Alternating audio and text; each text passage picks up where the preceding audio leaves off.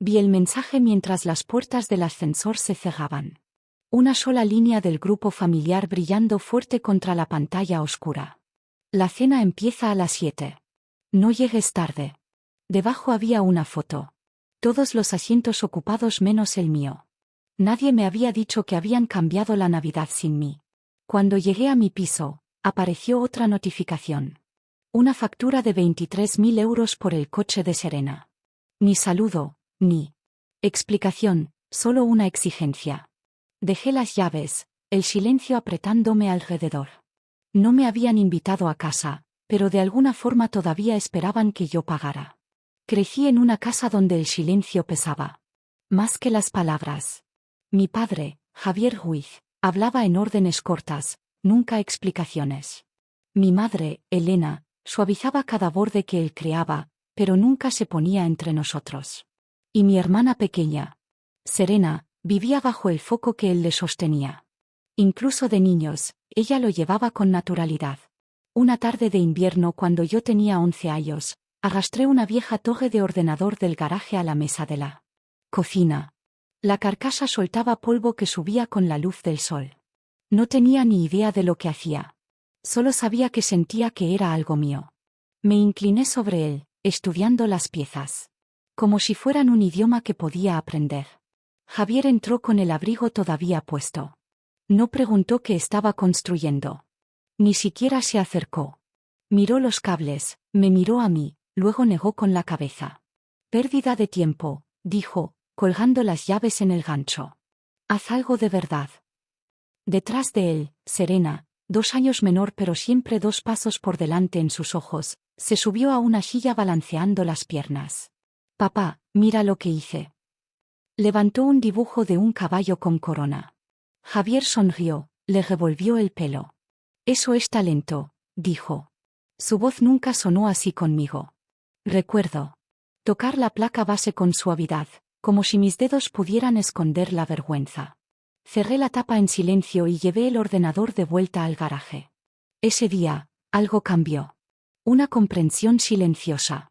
Se alojó bajo mis costillas. Yo no era al que él quería ver triunfar. Cuando cumplí 16, Serena recibió un coche de segunda mano por su cumpleaños.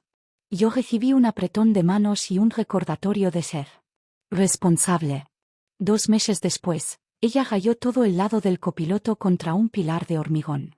Javier me culpó por no enseñarle a aparcar, aunque nunca había estado en el coche con ella.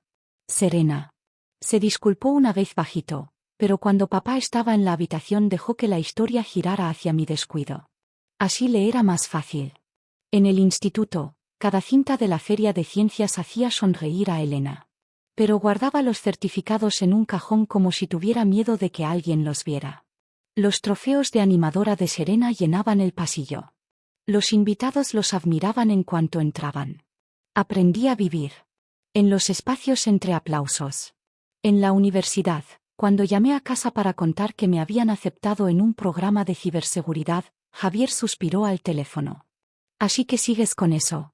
Persiguiendo como si la ambición fuera un error. Las noticias de Serena eran distintas. Nuevas ofertas de trabajo, nuevas celebraciones, nuevos elogios. Me mantenía informada con una especie de orgullo educado. Como quien habla del tiempo. Nunca cruel, nunca amable, solo distante. Mirando atrás ahora, me doy cuenta de que nada me sorprendió cuando no me invitaron a Navidad. El patrón era más viejo que cualquier fiesta. Era la vida que había aprendido a sobrevivir, pero nunca planeé quedarme en ella para siempre.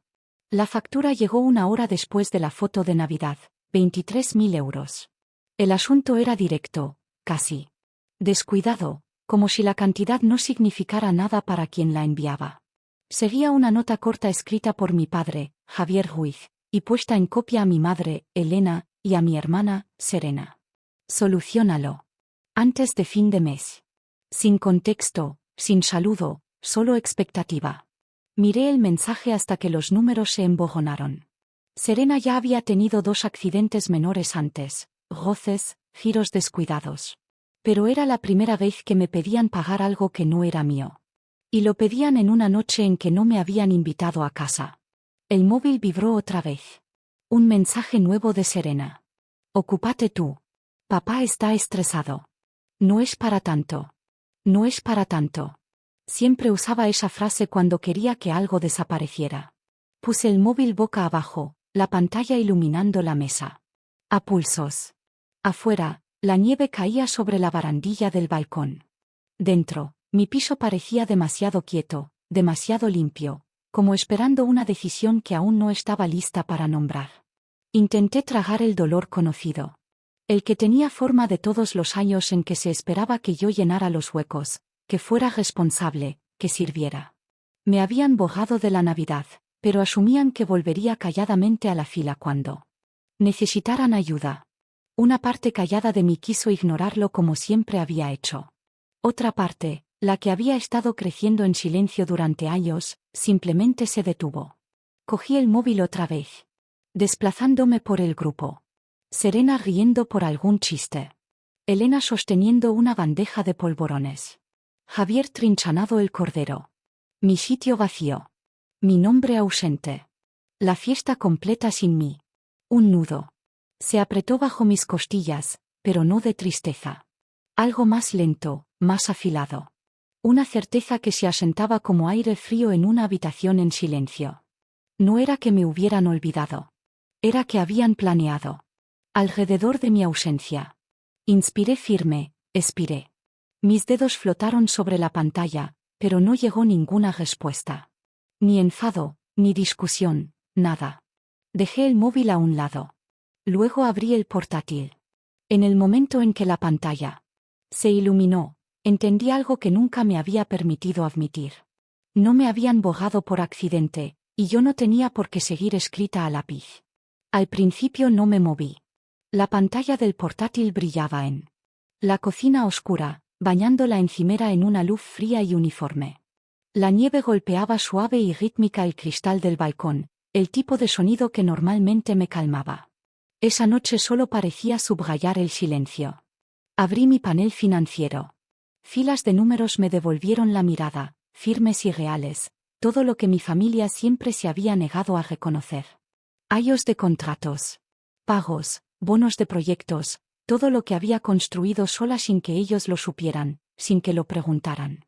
El cursor volvió a los mensajes recientes. La foto de Navidad, el asiento vacío, la factura del coche. Soluciónalo antes de fin de mes. Mi padre Javier siempre escribía así, corto, cortante, sin signos de interrogación.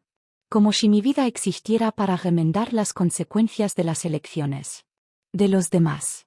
Como si mi trabajo fuera simplemente absorber el impacto. Respiré despacio y me acerqué más a la pantalla, codos apoyados en la encimera fría.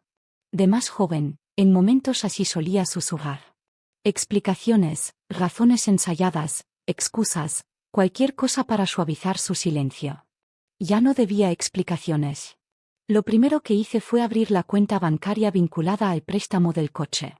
Mi nombre no estaba. Claro que no. Estaba el de Serena y el de mi padre. Y aún así, habían decidido que la responsabilidad era mía. El cursor parpadeó junto al número de contacto. Todavía no llamé. En vez de eso, abrí un cuaderno y pasé a una página limpia. Escribí 3 líneas. Préstamo coche. Importe pendiente 23.000 euros. Titulares Serena y Javier. La letra era firme.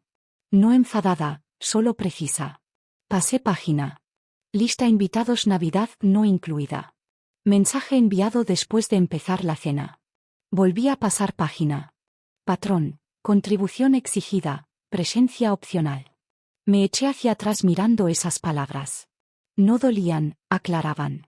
Por primera vez sentí la forma del límite formándose no en emoción, sino en lógica, un corte limpio, necesario. Cerré el cuaderno. En el silencio, el piso parecía distinto. Menos refugio, más centro de mando. Abrí el cajón junto al fregadero y saqué una carpeta. Dentro había documentos que no miraba desde hacía meses. Acuerdos de sociedad, resúmenes de ingresos, valoraciones proyectadas, todo lo que nadie en mi familia había preguntado jamás porque nunca creyeron que tuviera nada que valiera la pena saber. Los extendí sobre la mesa uno a uno, alineando bordes, hasta formar una cuadrícula perfecta. Parecía prueba. O quizá parecía un mapa de donde había estado y hacia dónde iba ahora. No necesitaba venganza. Necesitaba distancia. Una separación limpia medida en hechos, no en sentimientos. El número del banco volvió a parpadear en pantalla. Lo pulsé. Una voz automática tranquila respondió. Espere mientras le conectamos. Mis dedos se curvaron suavemente alrededor del borde de la encimera. Esto no era enfado. Era claridad. Del tipo que se asienta hondo, del tipo que sientes en la columna. Una voz humana siguió. ¿En qué puedo ayudarle? Hablé serena. Necesito denunciar un vehículo para embargo. Los titulares han incumplido. La mujer pidió documentación. Le di cada detalle vinculado al préstamo, todos proporcionados por mi familia en la factura reenviada. Cuando preguntó mi relación con los titulares, la respuesta salió sin dudar. No soy responsable del préstamo, dije en voz baja. Pero los prestatarios creen que sigo aquí para arreglarles las cosas. Ya no. Hubo una pausa, del tipo en que la operadora no sabe si debe preguntar más. No lo hizo. Simplemente tramitó la solicitud. Cuando confirmó los siguientes pasos, le di las gracias y colgué. Fue como apagar un interruptor. Limpio, definitivo. No me sentí triunfante. Me sentí en paz. El piso se quedó quieto a mi alrededor, el zumbido del frigorífico subiendo y bajando como una respiración suave. En el reflejo del cristal del balcón me vi, hombros rectos, pelo recogido, ojos claros. Abrí el correo después. Un mensaje nuevo de mi padre estaba arriba. Necesitamos que hagas la transferencia esta noche. No lo abrí. Debajo, uno de Serena. Por favor, no lo hagas más difícil de lo necesario. Tampoco lo abrí. En vez de eso, pulsé nuevo correo. Mis dedos flotaron y luego escribieron despacio a Javier Ruiz CC Elena Ruiz Serena Ruiz asunto referente al coche cuerpo no voy a cubrir la factura. No es mi responsabilidad. Arregladlo directamente. Lo leí 2 veces, no por el tono, sino por la exactitud. No era cruel. No era emocional. Era simplemente la verdad. Pulsé enviar. El mensaje salió de la bandeja con un pequeño sonido suave. Un clic diminuto, apenas audible. Y aún así sonó. Más fuerte que cualquier cosa que me hubieran dicho en todo el año. Cerré el portátil con cuidado, la pantalla se apagó en negro. El piso volvió a su ritmo silencioso. Caminé hasta la ventana, inclinándome un poco hacia el cristal, como siempre hacía cuando pensaba. La nieve caía en espirales lentas, posándose en la barandilla del balcón como polvo sobre un recuerdo viejo. No sentí culpa. No sentí duda. Por primera vez sentí dirección. La forma de una vida donde yo no era un suplente, donde no era la socorrista silenciosa de la familia, donde no era la sombra fiable, una vida donde simplemente era yo. Apagué la luz de la cocina. La habitación cayó en una oscuridad suave. Todo parecía alineado. Esta vez no iba a arreglar lo que ellos habían roto. La luz de la mañana se arrastró por el suelo de mi piso, fina y sin color. Me desperté con la vibración del móvil, constante como un latido. Los mensajes se amontonaban uno tras otro. Alertas, llamadas perdidas, nuevos buzones de voz llenando la pantalla antes de que lo tocara. No necesitaba leerlos para saber de quién eran. Hice café en su lugar. El vapor subió en espirales lentas, suavizando los bordes afilados de la cocina. Me senté a la mesa, manos alrededor de la taza, dejando que el calor se asentara en las palmas. Solo entonces cogí el móvil. El primer buzón era de mi padre, Javier Ruiz. Su voz cortante, controlada, al borde de quebrarse. Llama ahora. El segundo más corto. Esto no es lo que hace una familia. El tercero más largo, más tenso, ya sin disimulo. Hay un problema con el coche. Llámame ahora. Los bogué sin escuchar el resto. El mensaje de Serena llegó después. Sus palabras corrían frenéticas por la pantalla. ¿Qué has hecho? Han venido a casa. Se lo llevan. Papá está furioso. Es culpa tuya. Lo leí una vez, luego puse el móvil boca abajo sobre la mesa. Culpa. Esa palabra me había seguido desde la infancia, flotando detrás de cada petición, cada expectativa no dicha, cada silencio. Esta vez no aterrizó. El café ya se había enfriado cuando apareció la siguiente notificación. Una foto de número desconocido. Mostraba la entrada de la antigua casa en Madrid. 2 hombres cargando el coche de Serena en una grúa. Serena de pie en el porche en zapatillas, pelo revuelto, brazos cruzados fuertes sobre el pecho. Javier al fondo, mandíbula tensa, móvil en mano, ojos furiosos apuntando directo a la cámara como si yo hubiera hecho la foto. Seguía un texto. Tenemos que hablar. Contesta el teléfono. No lo hice. Cerré la foto y deslicé el móvil por la mesa hasta que quedó al borde. Algunas cosas no hace falta enfrentarlas 2 veces. Al mediodía estaba en la oficina. La luz del sol de Madrid golpeaba el cristal del edificio como una cuchilla, partiéndose en reflejos afilados por el suelo del vestíbulo. Atravesé esa luz con la certeza callada que había estado creciendo dentro de mí toda la noche. Arriba, Diego Mérida, mi socio fundador, levantó la vista en cuanto entré en la planta de ingeniería. ¿Estás bien?, preguntó en voz baja. Asentí una vez. Solo una mañana larga. Me observó un segundo, pero no insistió. Eso era lo que tenía Diego. Sabía cuando el silencio tenía peso. Tuvimos reunión con el equipo legal, luego revisión de producto, luego un recorrido tranquilo por las actualizaciones de servidores. A las 3, el móvil no había parado de vibrar en el cajón de mi despacho. Cuando por fin volví a él, encontré una nueva tanda de mensajes. Javier, nos debes una explicación. Serena, no me puedo creer que hagas esto en semana de Navidad. Elena, mi madre, solo envió uno. ¿Estás bien? Abrí el suyo, escribí una sola línea. Estoy bien. Luego cerré el móvil otra vez. Esa fue la única respuesta que recibió nadie. Hacia las 5, sonó el ascensor. El eco llegó débil por el pasillo silencioso fuera de mi despacho. Después pisadas fuertes, decididas, demasiado conocidas. Me giré cuando la puerta se abrió apenas. Javier estaba allí, cara tensa de rabia. Serena detrás, labios apretados en línea fina. Elena más atrás, mirada baja. Hija, dijo mi padre entrando sin esperar.